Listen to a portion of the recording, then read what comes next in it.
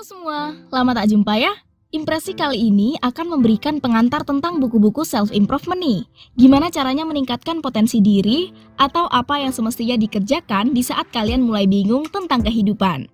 Self-improvement atau yang biasa kita sebut perbaikan diri akan terus menjadi bagian integral dari diri kita.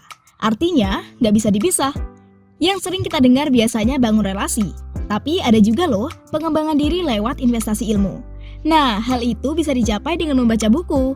Dan berikut ini kami rekomendasikan 6 buku yang bisa kalian baca untuk mengembangkan diri menjadi versi yang lebih baik. Yang pertama, Alasan Kita Rela Menderita. Buku ini merupakan buah pemikiran dan Ariely tentang riset eksperimental perilaku manusia. Yang menarik, kalian akan menemui akar dari motivasi kenapa orang-orang rela bersusah payah, menderita, dan melewati banyak tantangan bahkan rela terseok-seok demi mencapai tujuan dan keinginan mereka. Misal, tujuan kerja yang tidak sesederhana mencari uang. Kedua, Seni Berargumentasi dan Menang Setiap Saat. Buat kalian yang belum percaya diri dalam berargumentasi, kiat-kiat dari Jerry Spence ini perlu dipertimbangkan loh. Beberapa yang dibahas diantaranya, bagaimana kita berargumentasi dengan anak, persiapan mental, hingga teknik-tekniknya. Satu hal yang menarik di buku ini adalah pentingnya menciptakan kredibilitas. Artinya, yang harus kita sampaikan adalah kebenaran dan kemampuan mendengarkan orang lain. Jadi, semakin tinggi kredibilitas, semakin antusias pula orang yang akan mendengar. Ketiga, Psychology of Money. Kalau di ruang-ruang kelas, uang identik dengan angka. Tapi, di dunia nyata, orang-orang membuat keputusan finansial lewat meja makan. Buku ini akan menuntun kalian tentang bagaimana caranya berperilaku yang semestinya dengan uang, termasuk ketika memutuskannya di meja makan. Orang jenius, cerdas, tapi emosian dan bisa saja hilang kendali di saat mengalami bencana keuangan.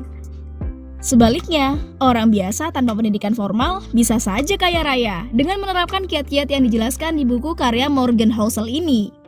Salah satu yang dibahas, ternyata emosi berhubungan dengan pengelolaan uang.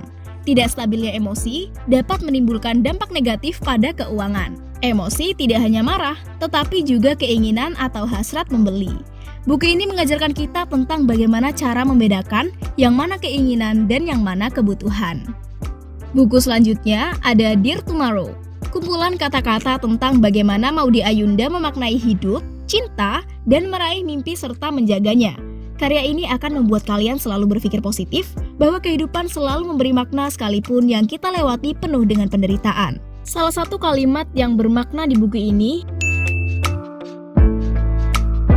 persoalan yang sering kita hadapi adalah keluar dari zona nyaman. Kadang kita takut, khawatir, bahkan kecewa. Takut begini, takut begitu, sudah merasa puas, dan seterusnya. Tapi, tetap berada di zona nyaman artinya kita harus siap kehilangan banyak potensi, pengalaman, dan peluang untuk tumbuh dan berkembang. Kelima, buku berjudul Blur yang isinya tentang bagaimana mengetahui kebenaran di era banjir informasi ini merupakan buah pemikiran Bill Kovach dan Tom Rosenstiel yang akan memandu kalian dalam membaca informasi dengan jeli, mengingat informasi semakin menumpuk dan datang dari berbagai arah.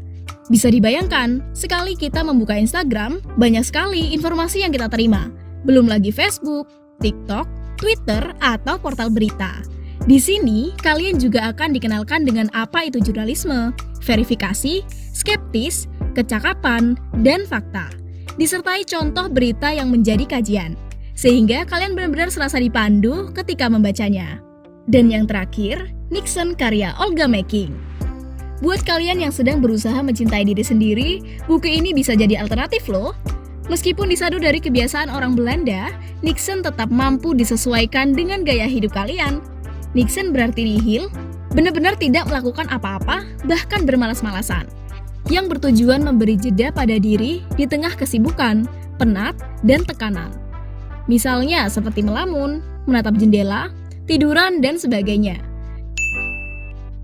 Membiarkan pikiran mengembara dan sadar tidak melakukan apapun bisa membuat kalian benar-benar tenang, nyaman, dan akhirnya menjadi gaya hidup. Gaya hidup di tengah semuanya yang serba terburu-buru. Oke, segitu dulu ya review tentang buku self-improvement dari kami. Kalau menurut kalian, mana nih buku yang paling bagus dan cocok dijadikan bacaan di bulan ini? Jawab di kolom komentar ya. Kalau kamu suka, jangan lupa klik tombol like dan subscribe, lalu bagikan ke teman-teman kamu bila video ini bermanfaat. Sampai jumpa di video berikutnya.